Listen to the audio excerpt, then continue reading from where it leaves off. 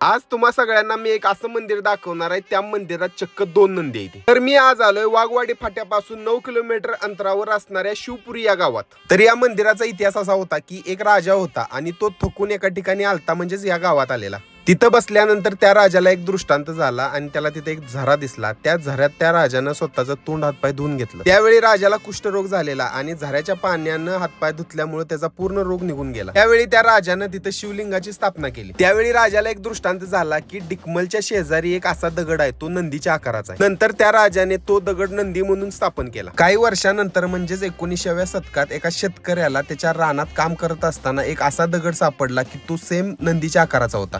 नंतर त्या नंदीची स्थापना त्या मंदिरात केली आणि त्या रानाला नंददीप असं नाव दिलं. अशा प्रकारे हे आपलं अद्भुत मंदिर आणि ह्या अद्भुत मंदिराचा अद्भुत असा इतिहास खूप लोकांना माहिती आहे. तुम्ही सगळ्यांनी एकदा नक्की भेट द्या या स्वयंभू सिद्धेश्वर मंदिराला. आणि हो,